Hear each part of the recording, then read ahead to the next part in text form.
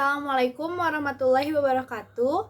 Kami dari kelompok 5 akan membahas hasil diskusi tugas akhir mata kuliah Pendidikan Kewarganegaraan yaitu Project Citizen dengan judul Menyibak Tabir UU Cipta Kerja, Tolak Omnibus Law Cipta Kerja. Sebelumnya, saya akan memperkenalkan diri dan memperkenalkan teman-teman saya. Perkenalkan, nama saya Rahelia Chandra Sumarianto dengan NIM 23010031. Assalamualaikum warahmatullahi wabarakatuh. Nama saya Aldi Henderia Hasruli dengan NIM 23010011. Halo, nama aku Nurul Ajijah dengan NIM 23010054. Halo semuanya, Assalamualaikum warahmatullahi wabarakatuh. Kenalin, nama saya Salsadila, NIM 230126. Hai, perkenalkan, nama saya Tina Rostiana dengan NIM 23010030. Assalamualaikum warahmatullahi wabarakatuh. Perkenalkan, nama saya Yudi Maulana dengan NIM 23010103. Assalamualaikum warahmatullahi wabarakatuh. Perkenalkan, nama saya Sofiatul Jamila. Baik, di sini saya akan menjelaskan tentang latar belakang Omnibus Law. Latar belakang Omnibus Law di Indonesia merujuk pada Undang-Undang Omnibus Law Cipta Kerja yang disahkan pada tahun 2020. Undang-undang ini bertujuan untuk menyederhanakan regulasi dan meningkatkan investasi serta pertumbuhan ekonomi di Indonesia dengan menggabungkan berbagai undang-undang terkait ketenagakerjaan, investasi, lingkungan hidup, dan sektor lainnya menjadi satu Undang-Undang Omnibus Law. Penerapan undang-undang ini telah memicu berbagai kontroversi dan respon beragam dari masyarakat dan stakeholder di Indonesia. Aksi demo penolakan Omnibus Law RUU Cipta Kerja diakibatkan adanya perbedaan kepentingan di antara pemerintah dan masyarakat. Para buruh mendesak agar Presiden Jokowi menerbitkan PPPU untuk mencabut RUU Cipta Kerja. Aksi buruh tersebut dilakukan oleh seluruh buruh di berbagai daerah. Omnibus Law adalah platform hukum digital yang menawarkan layanan konsultasi hukum online di Indonesia. Mereka menyediakan akses mudah bagi masyarakat untuk mendapatkan informasi dan konsultasi hukum tanpa harus datang ke kantor secara fisik. Layanan ini membantu individu dan bisnis untuk memahami hak dan kewajiban mereka serta menangani masalah hukum yang mereka hadapi dengan lebih efisien. Konsekuensi dari penegasan ini yaitu lahirnya suatu kewajiban negara untuk menyediakan fasilitas dan kesempatan yang seluas-luasnya kepada seluruh rakyat untuk memperoleh pekerjaan sekaligus menjadikan pekerjaan tersebut sebagai sesuatu yang layak bagi kemanusiaan. Keberatan pekerjaan atau buruh terhadap UU Ciptaker Klaster Ketenagakerjaan ini karena adanya kekhawatiran akan berkurangnya atau bahkan hilang tingkat kesejahteraan pekerja. Omnibus Law merupakan undang-undang yang sangat kontroversial di Indonesia. Diberlakukannya undang-undang ini menuai pro dan kontra di kalangan masyarakat, baik dari segi kebijakan ekonomi maupun perlindungan hak-hak buruh. Hal ini membuat Omnibus Law menjadi salah satu topik yang sangat menarik bagi kelompok kami untuk dibahas. Omnibus Law juga memiliki dampak yang luas terhadap berbagai aspek kehidupan masyarakat, terutama dengan lapangan kerja, lingkungan hidup, serta hak-hak sosial ekonomi. Di sini saya akan membahas tentang analisis Omnibus Law.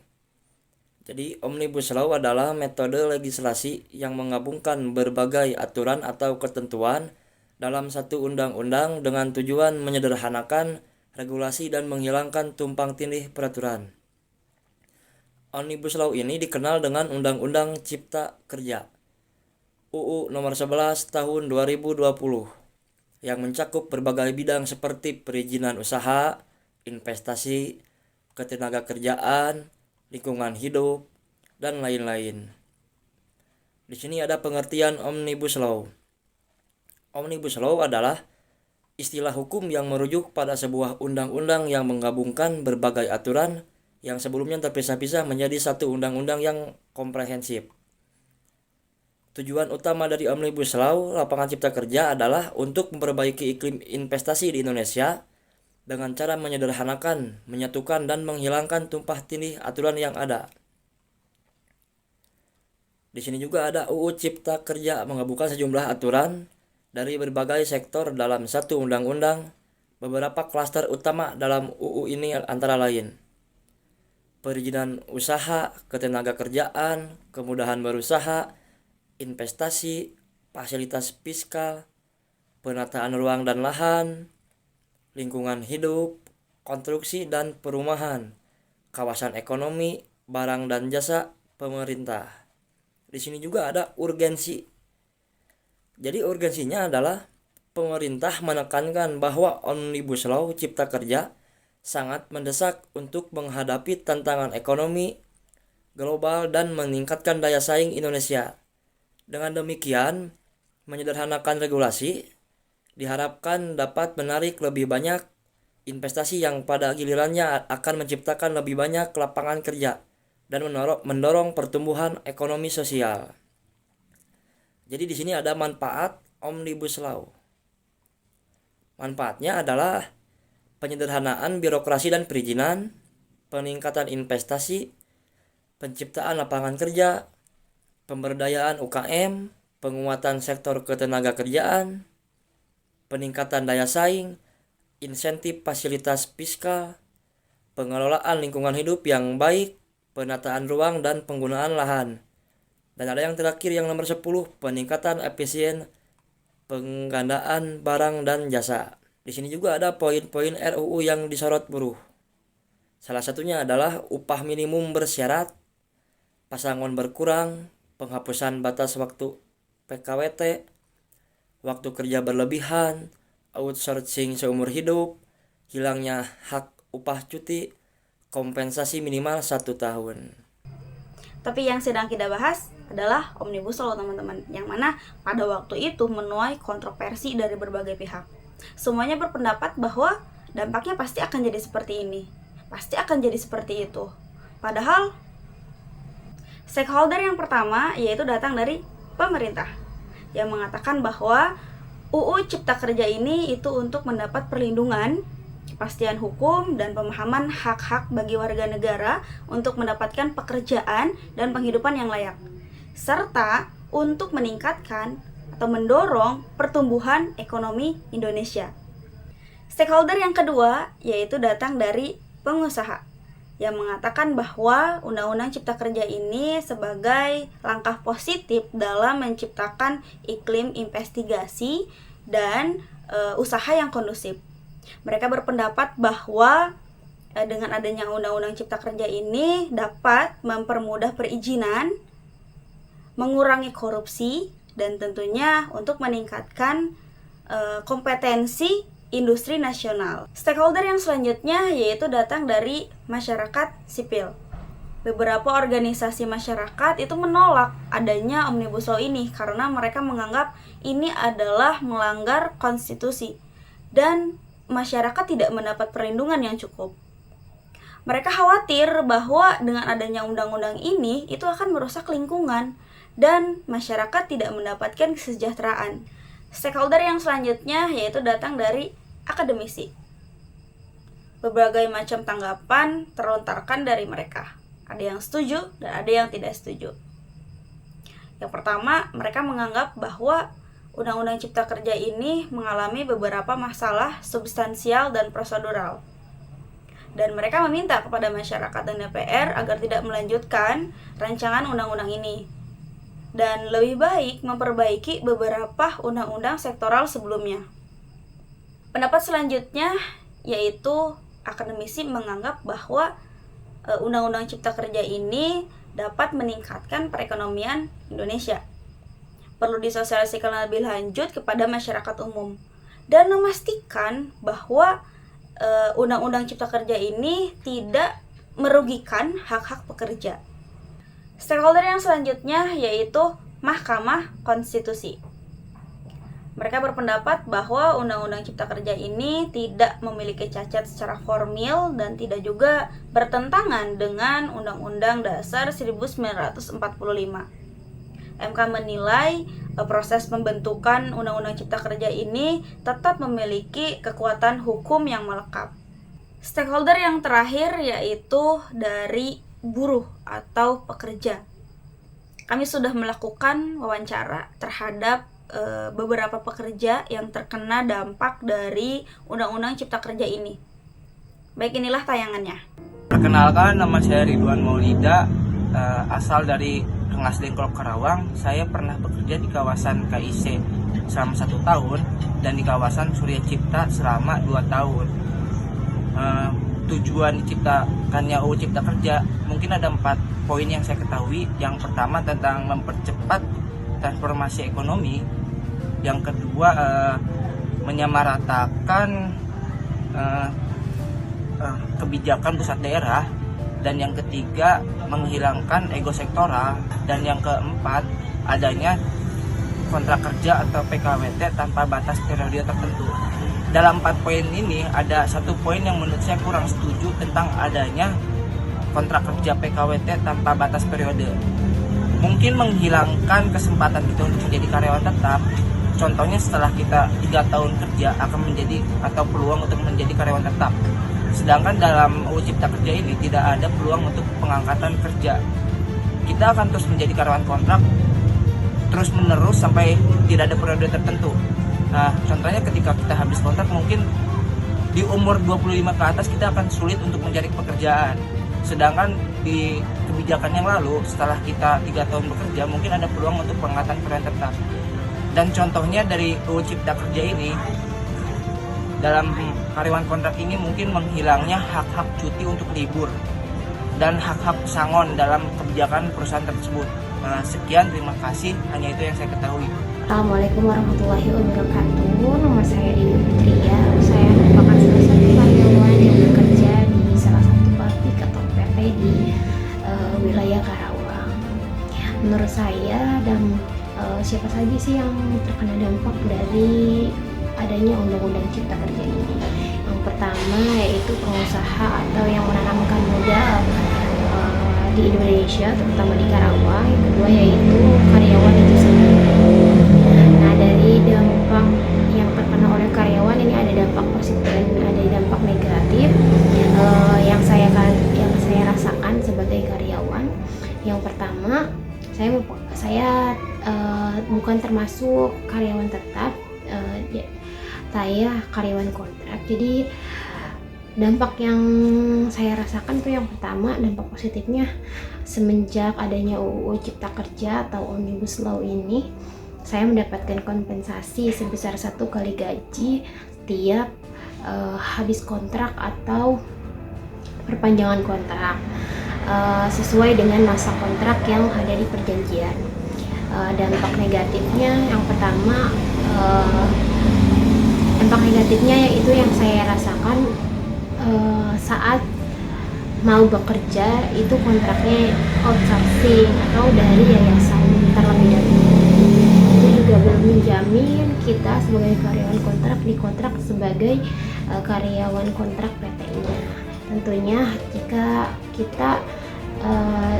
kita menjadi karyawan outsourcing itu beda benefit yang didapatkan oleh kita dibandingkan dengan karyawan PT-nya langsung. Seperti itu mungkin.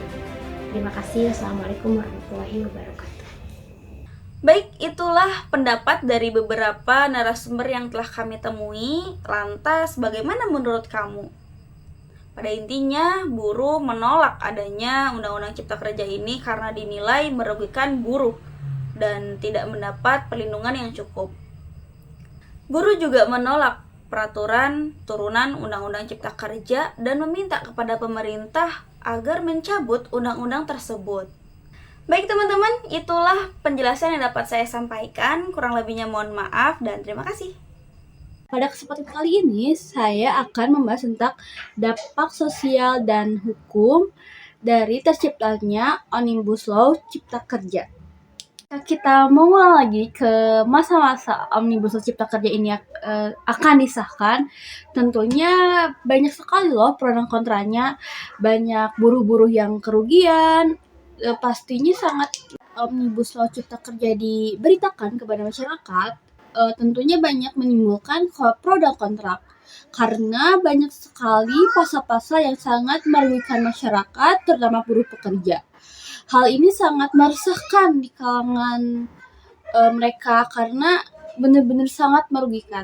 Tapi sayangnya kalangan atas tidak mendengar hal tersebut. Banyak sekali kalangan bawah yang menolak mentah-mentah atas terciptanya Omnibus Law Cipta Kerja ini. Pasti demikian, Omnibus Law Cipta Kerja ini banyak ditolak oleh kalangan bawah karena yang sangat dapat keuntungan lebihnya tuh hanya kalangan atas saja, sedangkan kalangan bawah banyak sekali yang dirugikan. Jika kalian tahu, Omnibus Law ini disahkannya tuh pada COVID-19 tahun 2020. Tentunya pada saat itu ekonomi masyarakat kalangan bawah sedang rendah-rendahnya karena dampak COVID, yang tidak boleh kerja di luar ruangan, tidak boleh melakukan aktivitas ruangan, dan mereka harus stay di rumah. Tetapi pemerintah tidak mendengar kalau masyarakat itu mengaspirasikan, mereka tidak setuju dengan Omnibus Law Cipta Kerja itu. Tapi pemerintah sangat menutup telinga atas hal itu. Lalu disahkanlah Omnibus Law Cipta Kerja pada tanggal 5 Oktober 2020. Itu juga sangat mengejutkan para kalangan akademis, mahasiswa, dan pastinya para buruh. Mereka melakukan demo pada saat itu karena ya mereka sangat tidak setuju gitu. Karena pasal-pasal yang ada di dalamnya benar-benar sangat tidak efisien. Saat rusuhnya demo di luar ruangan, DPR dan menteri-menteri lainnya sedang mengesahkan Omnibus Law Cipta Kerja tanpa mendengar sedikit pun aspirasi dari mahasiswa, rakyat, dan buruh. Tentunya sangat menyedihkan, bukan?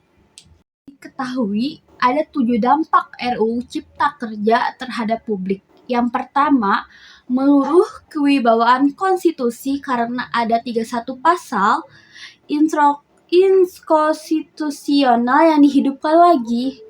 Yang kedua, resentralisasi dan otoriter, bahkan anti-demokrasi karena menjauhkan pelayanan publik dan partisipasi. Yang ketiga, Presiden buruk atas proses pembentukan Omnibus Law RUU Cipta Kerja akan menjadi modal budaya pemerintahan dalam penyusunan kebijakan yang tertutup dan tidak transparan. Yang keempat, instrumen perizinan yang diatur dalam RUU Cipta Kerja menurut Rina lebih dominan kepada investor daripada memperhatikan dampak sosial dan lingkungan hidup. Bayangkan, itu benar-benar menguntungkan orang-orang di kalangan atas dan sangat merugikan orang-orang di kalangan bawah. Yang kelima, bias pengusaha, sanksi untuk pengusaha bentuknya administratif dan kriminalisasi terhadap masyarakat semakin kuat. Keenam, jauh dari semangat anti korupsi dan imunitas pejabat pengelola investasi dan membuka peluang institutional state corruption. Dan yang terakhir, berpotensi melahirkan celah regulasi perampasan tanah. Buktikan RUU Kerja yang diciptakan oleh pemerintah ini sangat benar-benar merugikan bagi kalangan bawah. Sekian dari saya. Itulah dampak hukum dan sosial dari terciptanya Omnibus Law Cipta Kerja. Semoga pemerintah lebih bijaksana dalam pengubahan RUU Cipta Kerja ini supaya mengangkat lebih derajat rakyat bawah daripada mengangkat lebih-lebih lagi orang-orang yang tertinggi. Terima kasih. Di sini saya akan menjelaskan sedikit tentang alternatif solusi pada demo Omnibus Law. Nah, menurut saya sendiri dampak pengesahan Omnibus Law bagi masyarakat sangat bergantung pada implementasi dan pengawasan yang efektif. Untuk memaksimalkan manfaat dan meminimalisirkan dampak negatif, maka diperlukan keterlibatan yang aktif dari semua pemangku kepentingan termasuk pemerintah. Nah, di sini ada langkah-langkah pemerintah yang harus dilakukan untuk mengatasi permasalahan dan protes yang muncul seputar demo Omnibus Law. Yang pertama, pemerintah melakukan sosialisasi dan edukasi kepada masyarakat untuk memberikan pemahaman yang lebih baik terhadap tujuan dan manfaat dari Omnibus Law. Nah, yang kedua, dialog dengan pemangku kepentingan. Jadi di sini pemerintah mengadakan dialog dan diskusi dengan berbagai pemangku kepentingan seperti pekerja, pengusaha, akademisi, dan masyarakat sipil untuk mendengar masukan dan mencari solusi bersama terhadap keberatan yang muncul. Yang ketiga, revisi dan penyesuaian. Nah, meninjau dan merevisi beberapa pasal dalam Omnibus Law yang dianggap kontroversial dan merugikan pihak tertentu berdasarkan masukan dari masyarakat dan pemangku kepentingan lainnya. Dengan cara di sini judicial review atau hak uji materi yang merupakan proses pengujian peraturan perundang-undangan yang lebih rendah terhadap peraturan perundang-undangan yang lebih tinggi yang dilakukan oleh lembaga peradilan. Secara teori dimungkinkan terhadap terbitnya UU diajukan pengujian baik dari aspek material maupun aspek formil. Nah, masing-masing di sini mempunyai dampak yang berbeda. Jika pengujian formil dilakukan dan terbukti, maka UU dapat dibatalkan secara keseluruhan. Jika pengujian material hanya norma-norma tertentu saja yang kemudian dinyatakan bertentangan dengan UUD NRI 1945 dan tidak mempunyai kekuatan hukum yang mengikat. Nah, yang keempat, penyediaan program dampingan. Nah, di sini pemerintah menyediakan program dampingan terhadap sektor-sektor yang terdampak langsung oleh Omnibus Law. Nah, contohnya memberikan pelatihan terhadap pekerjaan yang mungkin kehilangan pekerjaan akibat perubahan regulasi. Yang kelima, penguatan pengawasan. Nah, di sini pemerintah melakukan penguatan pengawasan terhadap pelaksanaan Omnibus Law untuk memastikan bahwa regulasi yang sederhana dan tidak disalahgunakan oleh pihak-pihak tertentu dan tetap melindungi hak-hak pekerja dan lingkungan. Nah, yang terakhir, perbaikan dan komunikasi publik. Di sini pemerintah meningkatkan komunikasi publik melalui media massa atau media sosial untuk meminimalisirkan misinformasi dan memberikan informasi yang akurat mengenai implementasi Omnibus Law. Sekian dan terima kasih. Di sini saya akan menjelaskan tentang edukasi publik tentang Omnibus Law di Indonesia. Omnibus Law di Indonesia bertujuan untuk memberikan pemahaman yang jelas dan komprehensif kepada masyarakat tentang undang-undang tersebut. Omnibus Law adalah undang-undang yang mengintegrasikan berbagai peraturan atau perubahan aturan dalam satu paket untuk mempercepat proses birokrasi dan meningkatkan investasi serta pertumbuhan ekonomi. Penjelasan kepada publik mencakup beberapa aspek kunci. Yang pertama, substansi Omnibus Law. Substansi Omnibus Law menyampaikan isi pokok dari undang-undang tersebut seperti regulasi yang diubah atau disederhanakan oleh pemerintah dengan tujuan utama dari perubahan-perubahan tersebut. Yang kedua, tujuan dan manfaat. pemerintah harus menjelaskan tujuan dan manfaat Omnibus Law kepada masyarakat sehingga Omnibus Law bisa meningkatkan daya saing ekonomi dan menciptakan lapangan kerja dan memperbaiki iklim investasi di Indonesia. Yang ketiga, implikasi dan dampak. Memaparkan bagaimana Omnibus Law berpotensi mempengaruhi berbagai sektor seperti ketenagakerjaan, lingkungan hidup, dan investasi asing. Ini termasuk menjelaskan bagaimana perubahan dalam regulasi yang berkaitan dengan upah, hubungan industrial, perlindungan lingkungan, dan lain-lain. Yang keempat, proses implementasi. Pemerintah harus menyampaikan tahapan implementasi tentang Omnibus Law serta bagaimana proses pelaksanaannya diharapkan memberi dampak positif dalam jangka panjang untuk sektor perekonomian di Indonesia. Yang kelima adalah partisipasi masyarakat. Pemerintah harus mendorong masyarakat untuk terlibat dan aktif dalam diskusi dan pengambilan keputusan tentang Omnibus Law.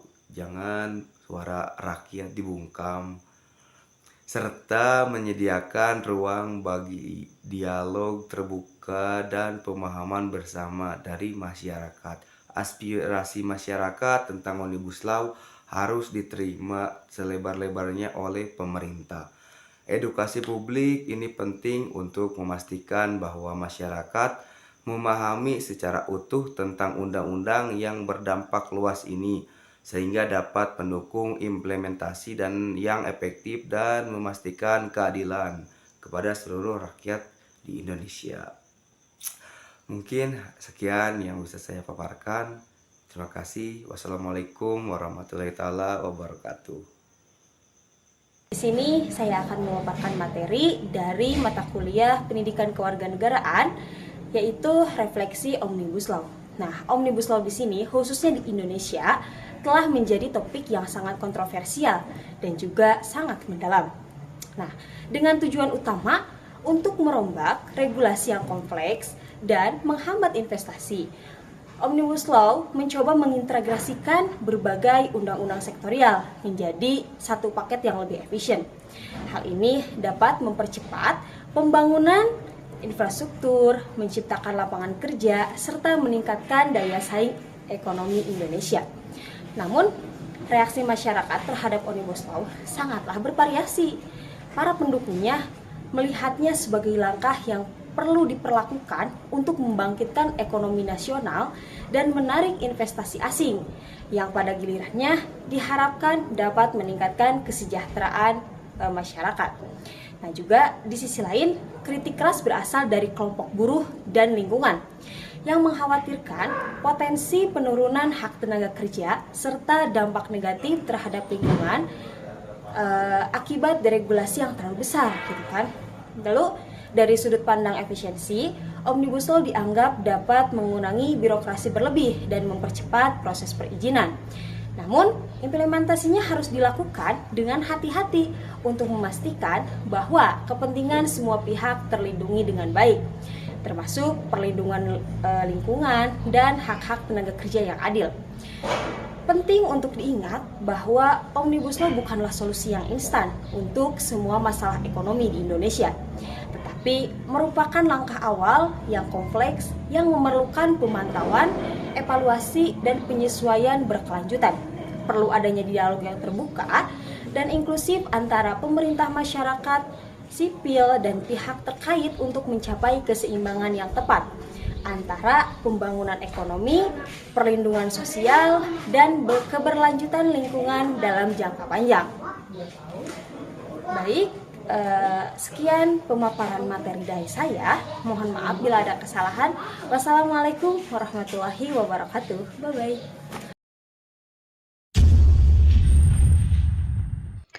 Aksi penolakan Omnibus Law Cipta Kerja merupakan gerakan massa yang aktif di berbagai daerah di Indonesia pada tahun 2020. Aksi ini dilatar belakangi oleh kekhawatiran berbagai pihak terhadap dampak negatif dari undang-undang tersebut, seperti pelemahan perlindungan buruh, kerusakan lingkungan, dan sentralisasi kekuasaan. Beberapa kesimpulan dari aksi tolak Omnibus Law Cipta Kerja yaitu yang pertama, penolakan yang luas. Aksi demonstrasi terjadi di berbagai daerah di Indonesia, menunjukkan penolakan yang luas terhadap Omnibus Law Cipta Kerja dari berbagai elemen masyarakat, termasuk mahasiswa, buruh, petani, aktivis lingkungan, dan masyarakat adat. Yang kedua, kekhawatiran terhadap dampak negatif. Demonstrasi menyuarakan kekhawatiran terhadap berbagai dampak negatif dari Omnibus Law Cipta Kerja. Yang ketiga, tuntunan pencabutan revisi. Demonstran menuntut pencabutan Omnibus Law Cipta Kerja dan revisi undang-undang yang lebih berpihak pada rakyat dan lingkungan. Yang keempat, represi aparat. Dalam beberapa aksi demonstrasi, terjadi resepsi dari aparat keamanan terhadap demonstran yang menimbulkan kritik dari berbagai pihak.